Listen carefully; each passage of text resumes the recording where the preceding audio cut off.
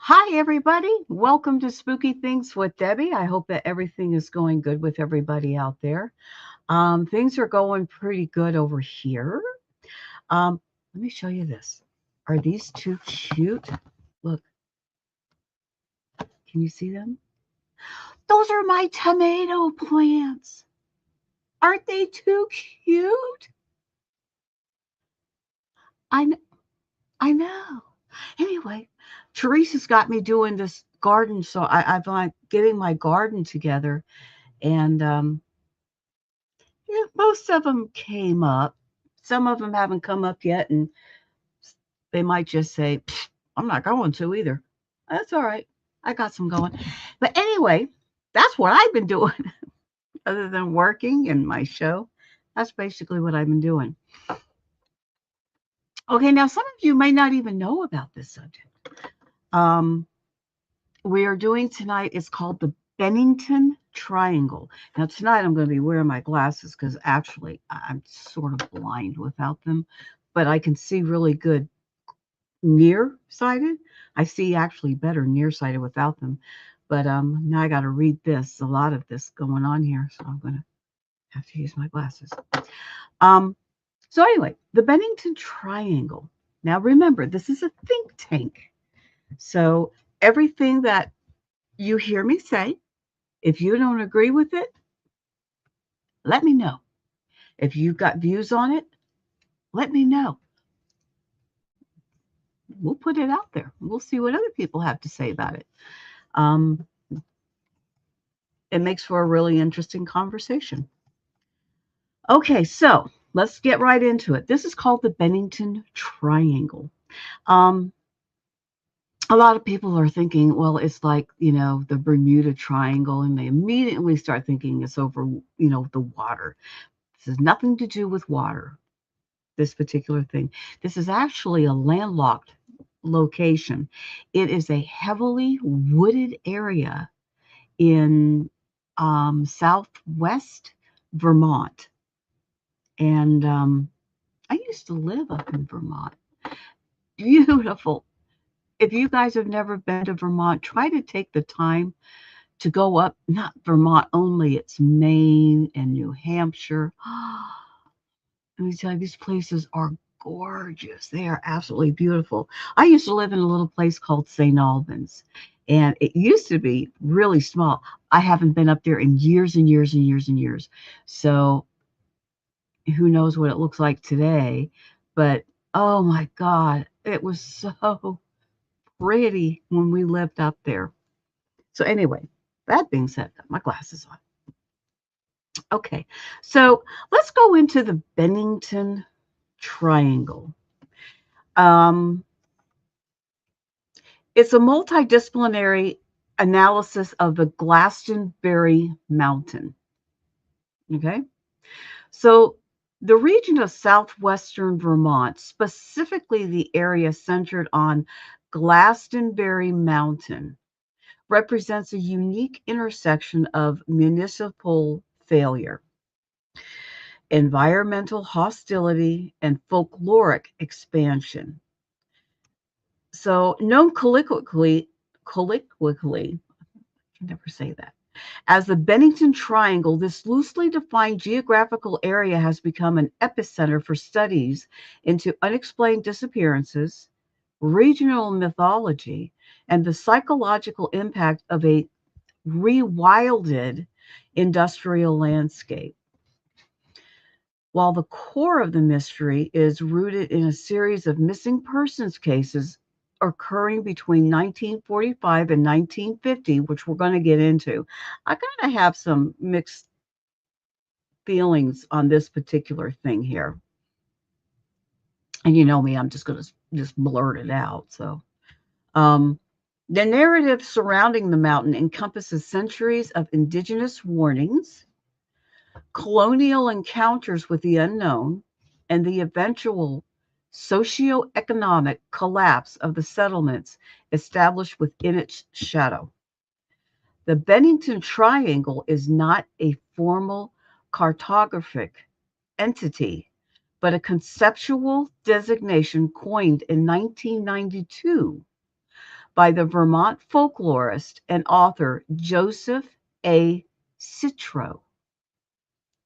The area purportedly encompasses a region centered on Glastonbury Mountain. Its 3,747-foot peak within the Green Mountain National Forest. And like I said, if nobody has been up in that area, if anybody up there has not been, this place is stunningly beautiful. We used to love going through the Green Mountain National Forest. Oh my God, the place is gorgeous. The boundaries of this mystery triangle are fluid, though they generally incorporate the townships of Bennington, Woodford, and Shaftesbury, as well as the now unincorporated ghost towns of Somerset and Glastonbury. And just like the show last week, um, I gave circumstances of how that particular situation affects us to this day about changes in protocol and changes in the way that they do things. This particular topic, Bennington Triangle, has done the same. So, um, this is a story of what happened then and the ripple effect. Remember, we were talking about that ripple effect. The ripple effect has actually continued on to today of how things are done. Okay, so geographical definition and topographical constraints. The physical landscape of the Bennington Triangle is characterized by its extreme ruggedness and dense, unbroken wilderness covering approximately 36 square miles around the central peak. The terrain is defined by steep ridge lines, confusing wind patterns, and the convergence of multiple watersheds, including those feeding the Hudson and Connecticut rivers. The environment is further complemented by the remnants of 19th century industrial activity. Now, this is very important, leaving the landscape littered with abandoned logging camps, obscured wells, and the ruins of a once thriving settlement like Fayetteville. The ridge of Glastonbury Mountains reaches a peak elevation of about 3,748 foot, and 11 of the town's other mountain peaks rise to elevations over 3,000 feet, creating a high altitude plateau that is significantly isolated from the surrounding valleys. So it's a tough place.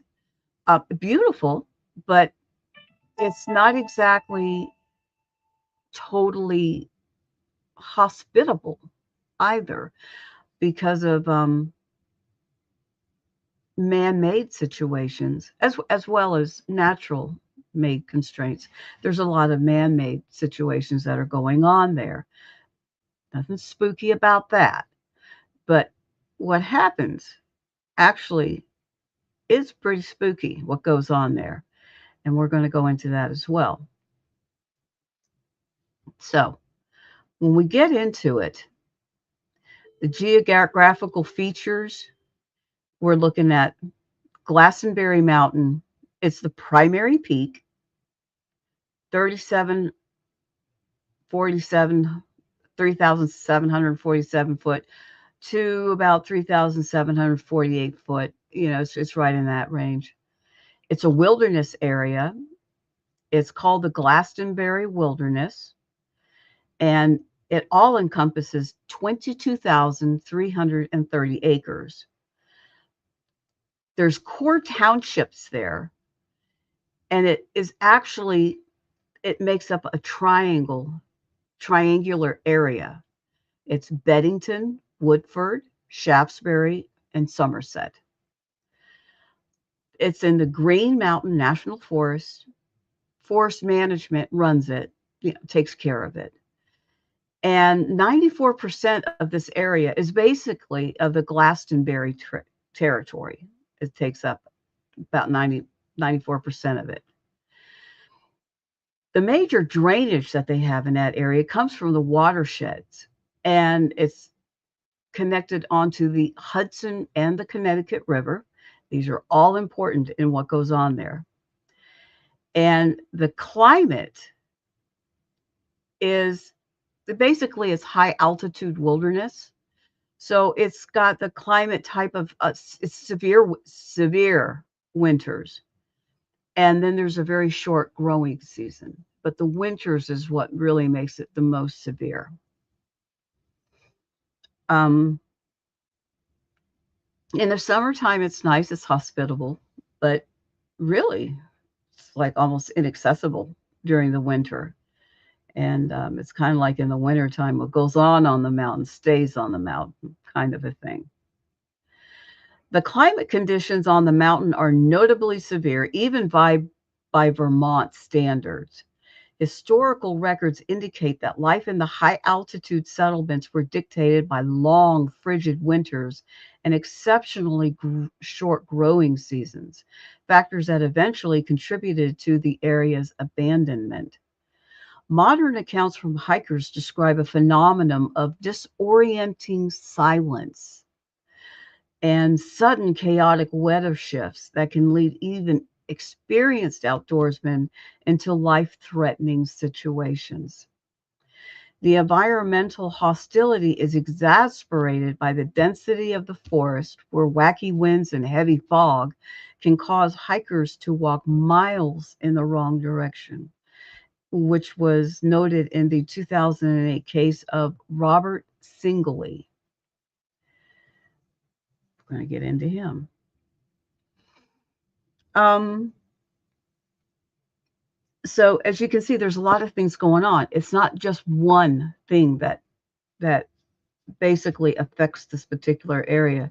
It's a mixture of both physical and climatic and human involvement, human interference and involvement. All that is being put together, and this is what you've ended up with. The historical trajectory of Glastonbury and Somerset is essential to understanding the psychological weight of the Bennington Triangle. Chartered in 1761, that was old, Glastonbury initially struggled to maintain a permanent populace due to its inhospitable terrain.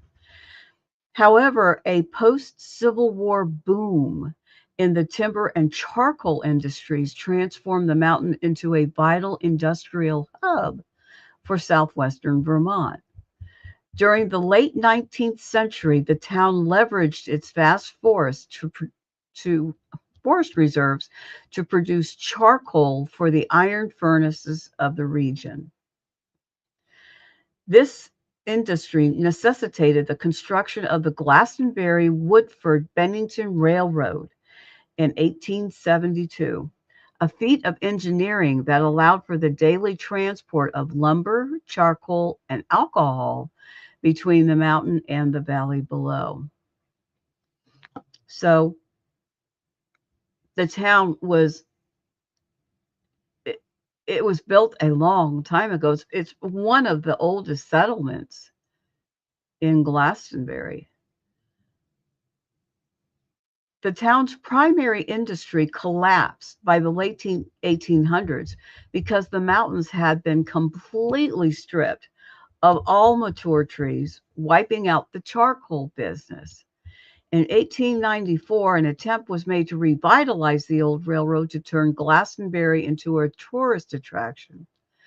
However, later that same year, a major flood destroyed the tracks, putting the railroad out of business permanently.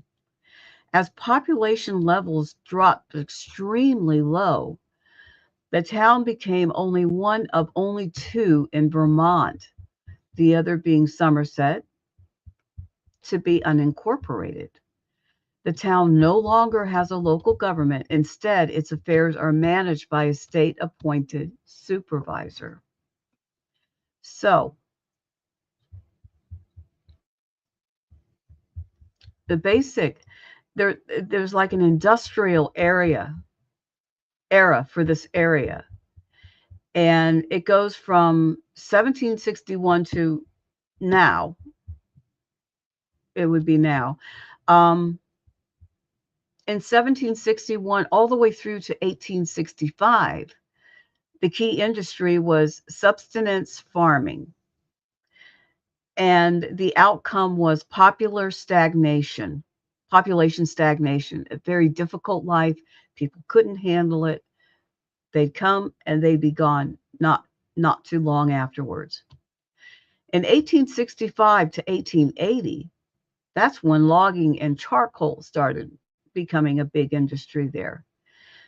But although it was briefly booming out there, the bad side is that it led to deforestation. So they used up their resources in a very short period of time.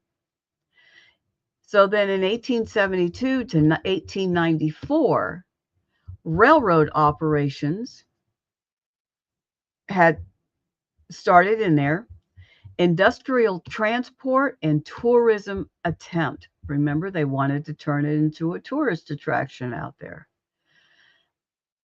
However, in 1894 through to 1937, now we're coming up a little bit more towards us, it was just a terminal decline. There was no saving it.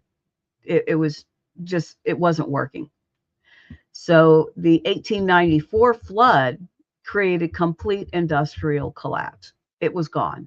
And they were like, it's not worth saving because it's been a struggle. So in 1937, all the way through to the present day, it is still in a status of being a ghost town. It's unincorporated and is considered a national forest. So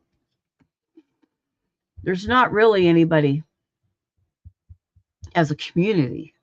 There's really like a community that lives there. It's still very hostile with the, I mean, these conditions don't change. Even as time goes on, they don't change. So it has remained the same. The transition of these settlements into ghost towns was a critical factor in the development of the triangle lore.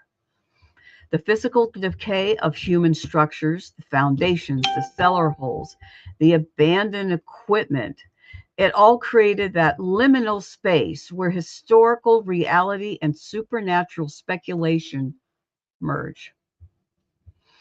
Today, the town of Glastonbury remains largely uninhabited, with over 95% of its territory reclaimed by the Green Mountain National Forest.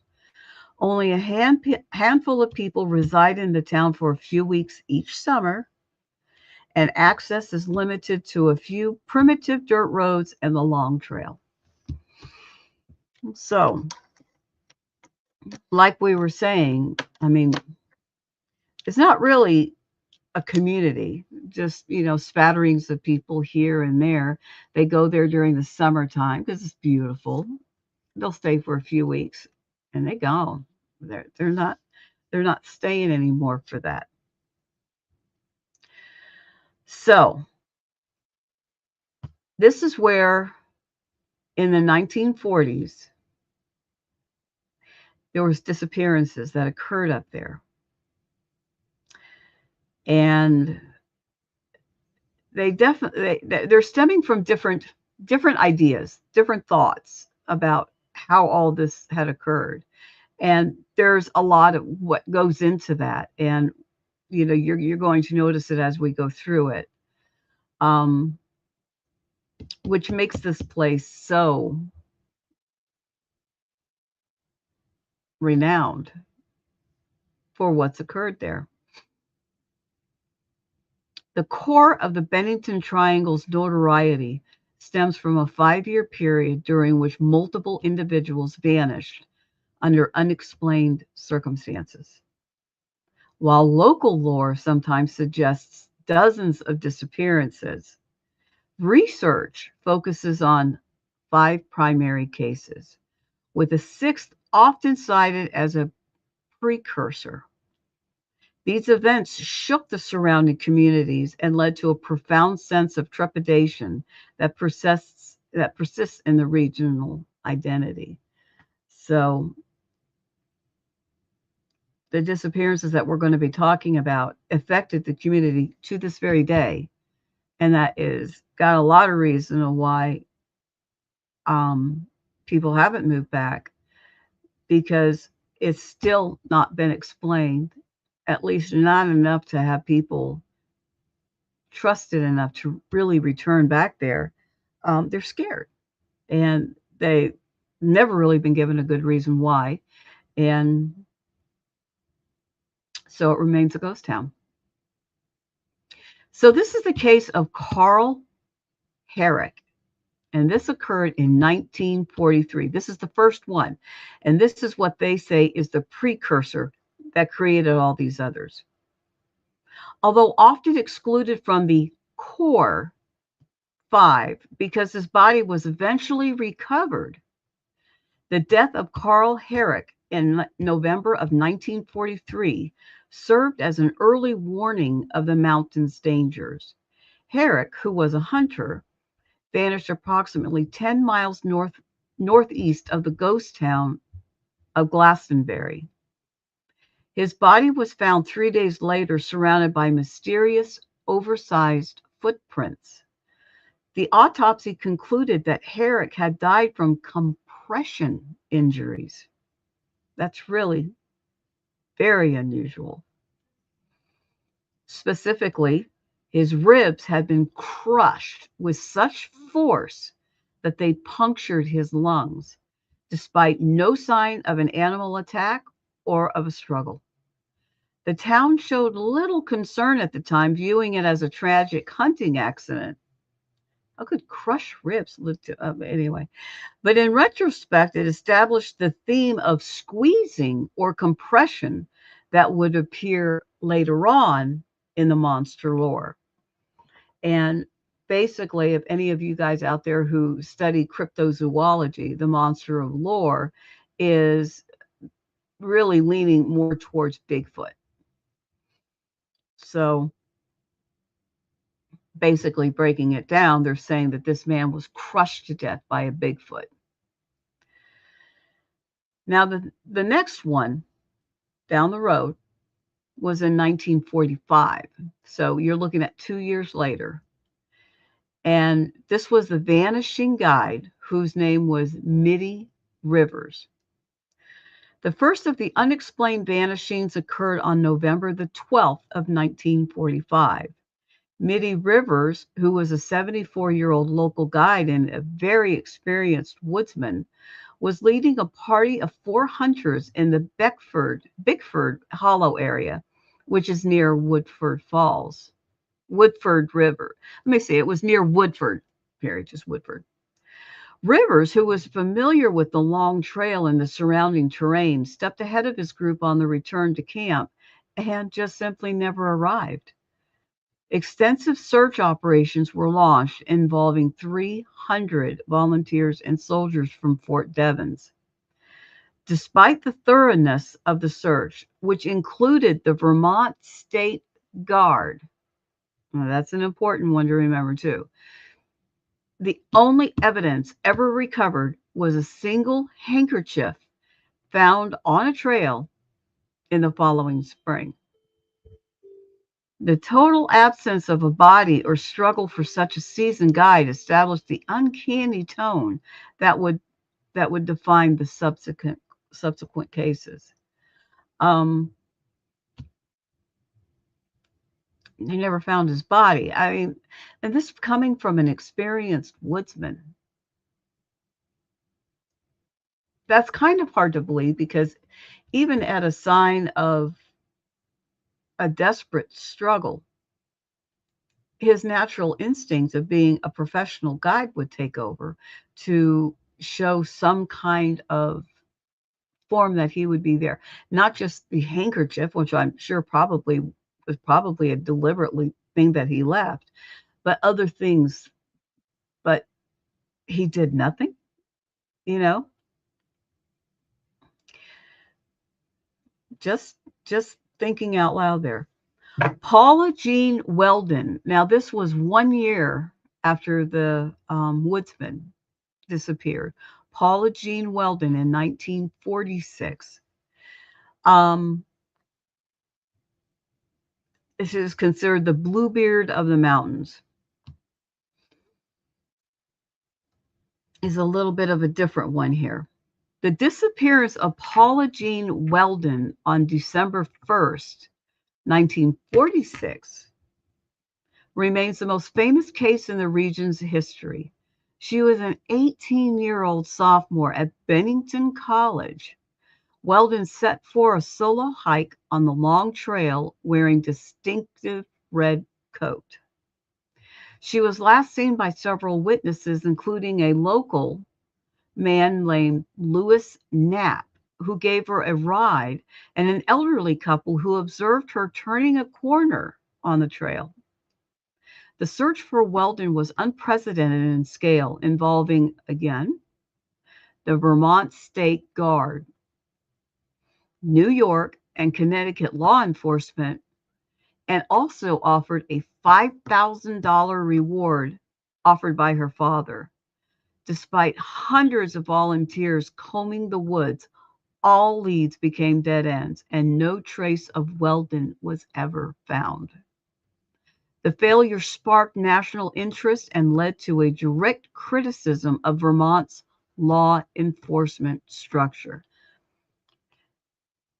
This is very important because remember I was talking about the ripple effect? This is where this comes in at. And we're going to go into that in just a minute. But at the time, it was Vermont's law enforcement. This is interesting. Now we're getting a little bit more interesting here. James Tedford, 1 year later, 1949, is the bus vanishing. This was 3 years to the day, which was December 1st. 68-year-old veteran named James Tedford vanished. Tedford was returning to the Bennington soldiers' home by bus after visiting relatives in St. Albans. That's where I used to live. According to the bus driver and 14 other passengers, Tedford was seen sleeping in his seat during the final leg of the journey. But when the bus arrived at its destination in Bennington, Tedford was gone. His belongings, including a bus timetable and luggage, remained in his seat, yet he was nowhere to be found.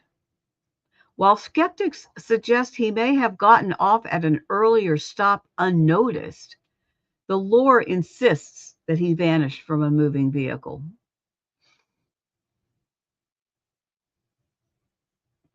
If that would happen, why was it only him?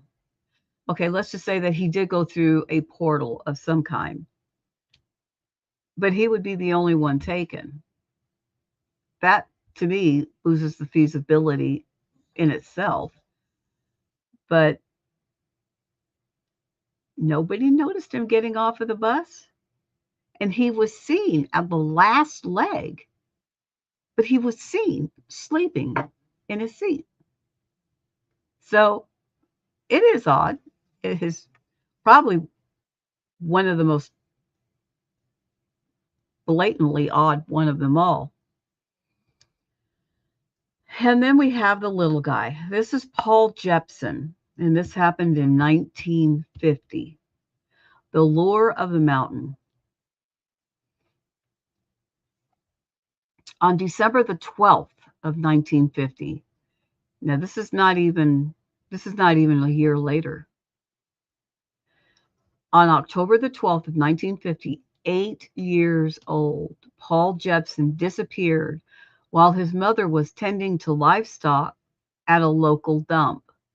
The boy had been left briefly in the cab of a pickup truck when his mother returned less than an hour later. He was gone. He vanished. Search teams and bloodhounds were deployed immediately. The dogs tracked the boy's scent to a nearby highway crossroads but lost the trail there. Notably, the child had reportedly been obsessed with Glastonbury Mountain for days prior to his disappearance, telling his mother he wanted to go there. This case suggested the possibility of an abduction, yet the focus remained on the mountain's inexplicable draw on the victims. I find that to be disturbing into a lot of ways. First of all, in today's society, for a mother to be gone for, I mean, it says less than an hour later. He could have been alone for 55 minutes in that car by himself in a very rural area. That gives him a good head start to go anywhere or to give somebody else an ability to take him. But it does say that they carried his scent into the crossroads, which does suggest that either he walked or he was led down this and then more than likely got into a car and the the scent would disappear. So it does lead you to believe that first of all, leaving your kid in the car for an hour while you're doing something else and not returning for that full hour for an 8-year-old child, that leaves me thinking, well, you know, she was ultimately culpable with that herself. But the focus remaining on the mountain's inexplicable draw on the victims, to me, is something that just kind of, you know, it takes their rational thought of let's not worry about the draw of the mountain. Let's worry about, where that boy could have gone or where he, how he could have done that. So that kind of concerns me into that. Now, this is the last victim at this time. It was Frida Langer in 1950. So this was right there at the same time. The final disappearance in the primary sequence occurred on October 28th of 1950. Frida Langer, who was 53, was hiking with her cousin near the Somerset Reservoir. After slipping into a stream and soaking her clothes, she told her cousin she would run back to the camp, which was a distance of only like a few hundred yards, to change. But she never arrived. Unlike the other victims, Langer's remains were eventually found 7 months later in May of 1951. However, her body was found in an open field that had been searched repeatedly and meticulously by hundreds of volunteers and aircraft during the initial investigation. Due to the state of decomposition, no cause of death could be determined.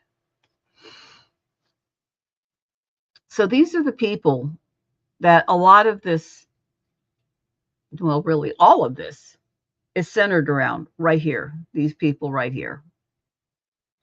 So let's start with Carl Herrick, November of 1943. He was 37. They did find him deceased, and they claim it was a hunting trip separation. I don't believe that one at all. Mitty Rivers, he was never found, missed on November 12th, 1945, but he was 74. He was a hunting guide in the Bickford Hollow. Then there was Paula Weldon, December the 1st, 1946. She was 18. She was never found. She was wearing a red coat and she was on the long trail hike. Then there was James Tedford, December the 1st, 1949. He was 68, never found. He's the one on the bus trip with his belongings remained. Then we move on to Paul Jepson, October 12th, 1950. It's about 10 months later. He was only 8 years old. He was never found. He was wearing a red coat, but he was left in a truck. And then the last one, which was Paula or Frida Langer, was on October the 28th of 1950, which is like a week or two later. And she was 53, and they found her body in May of 1951, and she was hiking and she got wet, her clothes wet, and wanted to change. Those are the people that most of these legends really circle around.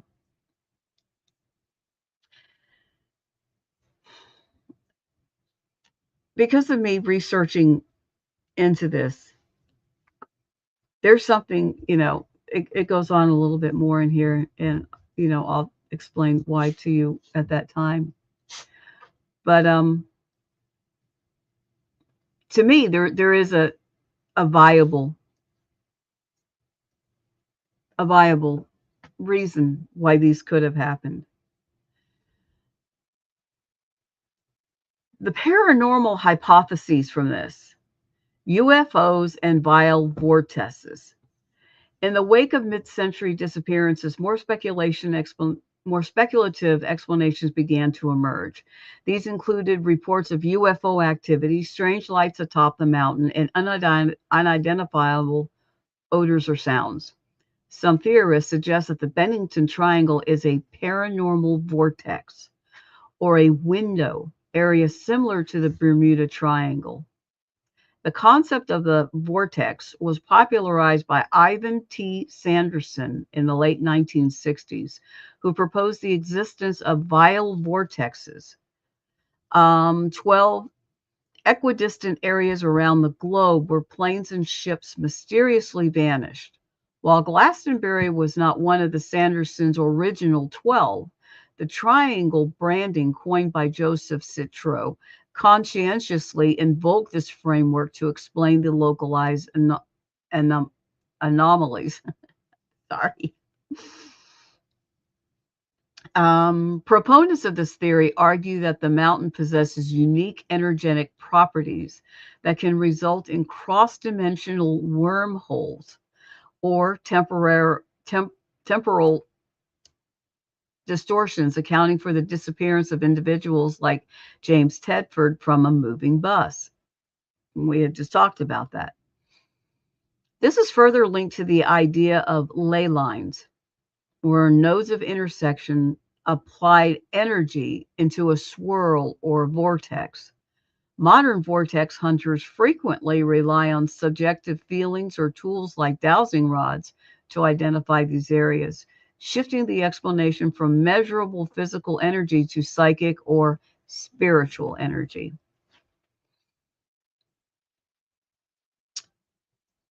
The skeptical analysis and environmental realities. Despite the allure of supernatural explanations, many researchers argue that the tragedies of the Bennington Triangle can be attributed to the hazardous physical realities of the region. Now, this is kind of where I'm tempted to kind of lean towards in this. The transition from an industrial logging zone to a, quote, rewilded wilderness created a landscape that is deceptively dangerous. The density of the forest is such that visibility is frequently limited, and the wacky winds that they talk about of the peak can easily disorient hikers. One of the most pragmatic theories regarding the missing persons involves the numerous abandoned wells and mine shafts scattered throughout the forest. During the logging boom, hundreds of camps were established, many of which had their own wells. As the forest reclaimed the land, these openings were covered by brush and leaf litter, creating traps that would be nearly impossible to locate. Um, I got to tell you, that's really kind of where that's really kind of like where I'm at with it. I'm thinking they were just walking along and boom, they're gone. They're not gone. They fell down a well. Nobody could hear to get them out, and that's where they died, in a well. It's horrible, but to me, it just really does seem to make more sense. Other than the guy on the bus, these other ones, they walked right into it. I mean, I really do think that could be what it was. Some investigators have speculated that a serial killer, sometimes dubbed the Bennington Ripper, was active in the area between 1945 and 1950. This would explain the geographic clustering and the specific window of activity. However, the wide demographic range of the victims makes this theory statistically rare. Furthermore, the lack of forensic evidence or recovered remains, except for Langer, makes this theory difficult to substantiate. The environment itself, with its deep mountain crevices and abandoned industrial infrastructure, remains the most grounded explanation as to why people vanish without a trace. Well, even if there was, say that there really was the Bennington Ripper, and I don't see why not. I mean, there's lunatics around today too, but it is strange how there was just this group of people between 1945 and 1950. It's 5 years. And that would be a very, very easily accomplished chain of events that somebody could have done. And even if they killed them, they knew where a well was, or they knew where you know, an abandoned mine shaft was, and they just threw them down there. Never did get found because they're just, you cover it up with a little bit of brush, who would know? So to me, that seems very much of a reasonable explanation. The impact of the Bennington Triangle extends beyond folklore into the foundation of Vermont's state institutions and regional literature. The disappearance of Paula Welding in 1946 acted as a catalyst for significant political change. Now, remember, we're talking about that ripple effect. And here's where that comes in at. The inability of local sheriffs and volunteers to conduct a coordinated search led to a public outcry. In response, the Vermont legislature established the Vermont State Police in 1947. This institutional evolution highlights how the mystery of the mountain was fundamentally a failure of municipal coordination in a newly rewilded landscape. The mystery of Glastonbury Mountain have also profoundly influenced American horror and Gothic literature. Shirley Jackson, who lived in North Bennington, was deeply affected by the Weldon case. She collected newspapers regarding the disappearance and used them as inspiration for her novel, Hangs a Man. Similarly, the Bennington monster sightings have been categorized alongside the Wendigo and Bigfoot, forming a unique New England variant of the wild man archetype. Joseph Citro's coining of the triangle, named in 1992, successfully synthesized these disparate elements, Native American myths, industrial ruins, and mid-century cold cases into a singular, enduring mystery. So, that is something that remains in place because of what had occurred. And that's the ripple effect that came down to it. That is how um, the Vermont State Police got its beginnings, was because of these particular cases that were just bungled so badly. And, of course, today, I don't think it would have, with the ability they have today, I don't think probably any of this would have gone cold case. I'm sure that they would have been able to have taken care of it. But it, it did make for a lot of interest as far as the ripple effect for today. It was like the Vermont State Police. It's a government agency. It's founded due to Weldon search failure. Then there was the book by Jackson, Hangs a Man. It's a loose adaptation of the Weldon case. The Bennington Triangle. It's a cultural term coined to the 1992 link to disparate cases. Weird New England. It's literature. It's by Citro. Documented local Gothic folklore. It was all about those cases. And then media, TV put most terrifying places, and it was popularized lore for national audiences. So here we go into the patterns and contradictions in the triangle data. Analysis of the 1945 to the 1950 vanishing reveals several patterns that have fueled speculations, though they may have been coincidental. A frequently cited detail in the triangle lore is that two of the victims, Paula Weldon and Paul Jessup, were wearing the same color red at the time of their disappearance.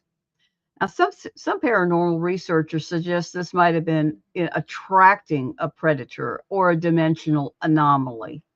However, red is the standard color for autumn outdoor wear in New England, designated to make hikers visible, which kind of ironically failed to assist in the recovery. Neither one. All 5 primary disappearances occurred during the final 3 months of the year, corresponding with the rapid loss of daylight in late autumn. Again, I go back to the wells and the mines. Straight down. And like they say, that place had a stifling silence to it. It's because of the dense vegetation, the trees and the shrubbery. It silenced it.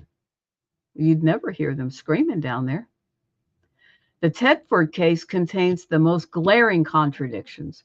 While modern accounts emphasize his disappearance from a moving bus, investigative journalists in the 1950s noticed that it was actually several days before he was really reported missing from the soldier's home. This discrepancy suggests that Tedford may have simply disembarked at an earlier stop unnoticed, only for the vanishing narrative to be constructed after he failed to reappear days later. Similarly, the Frida Langer discovery, found in an open field 7 months later, suggests that the body may have been moved after the initial searches, or that the search teams were less thorough than retrospectively claimed, which I find to be very easy to believe. He's got a bunch of people out there beating the ground with sticks and stuff. I find that really easy to believe. So the role of ecological reclaiming and myth making. The psychological effect of the rewilding of Glastonbury Mountain cannot be overstated. When the charcoal and logging industries abandoned the town, the forest did not just merely return. It obscured the structural evidence of human presence. This transformation of a once bustling industrial hub into a silent, overgrown wilderness created a physical and social vacuum. The Bennington Triangle is in many ways an industrial graveyard where the monster is the risk of falling into the forgotten pits of human progress. This rewilding also allowed for the retroactive homogenization of regional folklore. A 1945 guy vanishing in the woods is a different category of event than a 1949 man disappearing from a bus. Yet the triangle label forces a casual link that creates a sense of high strangeness. This narrative process is what Kenneth Burke described as the nature of language to divide and categorize the world into classes, where communication between entities becomes communication between different classes of entities. In this context, the Bennington Triangle is a class of events defined by their lack of resolution, allowing the mountain to serve as a blank canvas for the fears and anxieties of the communities surrounding it. So basically, we're just talking about human error. A lot of what we were talking about last week, the disappearance of Flight 401, is human error. And so we discussed that up in the air last week, and now we're discussing it down here this week. We're creating our own environment. We're creating our own disasters. We are creating our own folklore on a lot of the stuff that's going on here. Modern sightings and current statuses is the interest in the Bermuda and the Bennington Triangle has seen a resurgence in the 21st century, driven by internet culture and paranormal investigators. The 2003 sightings of the Bennington Monster by Ray Dunfresne and Doug Dorst reinvigorated local interest, leading to investigations by local authorities who ultimately dismissed the claims as pranks. Despite the lack of recent disappearances, the area remains a hotbed for reports of UFOs, strange lights, and unexplained sounds. Today, the Glastonbury Wilderness is managed by the U.S. Forest Service, and it remains one of the most remote and untouched areas of Vermont. The long trail continues to draw thousands of hikers annually, many of whom are unaware of the area's history until they encounter the silence of the ghost towns. For those who study the region, the Bennington Triangle stands as a profound example of how geography, history, and folklore can converge to create a modern myth that is as impenetrable as the dense forest of the Glastonbury Mountain itself. So, in closing, the synthesis of theories and environmental factors to understand the persistent allure of the Bennington Triangle, one must weigh the paranormal against the pragmatic. The environmental factors, the rough terrain, disorienting weather, and abandoned industrial pits, provide a comprehensive baseline for human tragedy. However, the total absence of remains in 4 of the 5 court cases, combined with the anomaly of the Ted Ford bus disappearance and the Langer body discovery, prevents a purely rational closure to the narrative. This uncanny gap is where the legends of the Bennington Monster and the Indian Curse thrive. So, the Bennington Triangle is a multidisciplinary mystery that refuses to be categorized. It's a historical record of municipal collapse, a sociological study in the creation of folklore, and a cautionary tale about the power of nature to reclaim the artifacts of human industry. Whether the case is anomalous, I kill these words, or mundane, Glastonbury Mountain remains a potent reminder of the inherited dangers of the wilderness and the enduring power of the unknown to haunt the cultural landscape. I'd like to hear your views on that as well. For me, as I stated, I think it's human error. I think it's human error, and I think it's human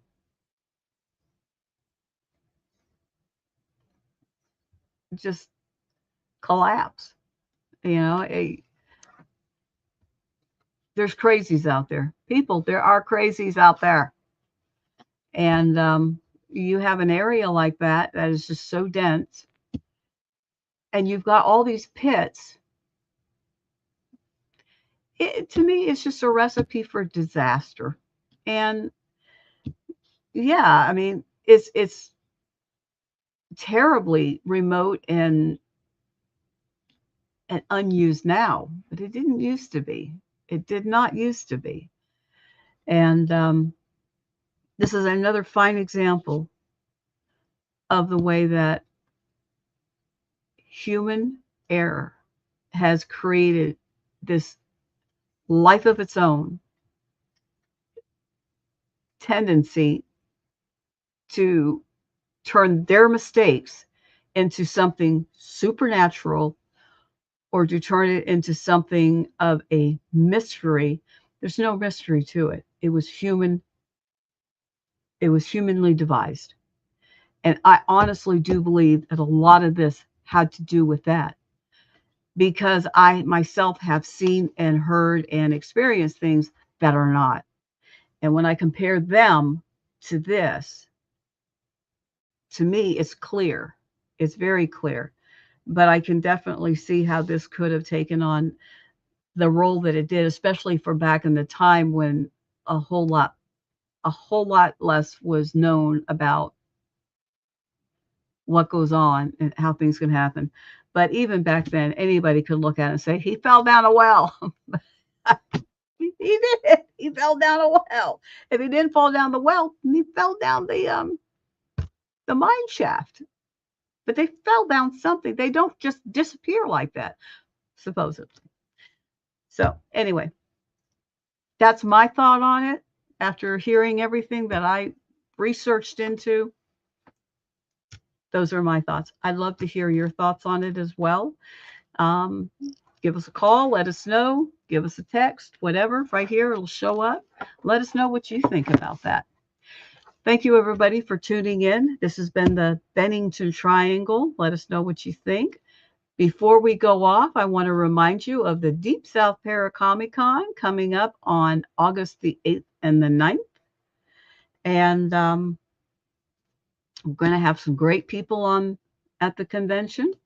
So we'd like to invite everybody to come and see us and talk to us and just have a good time.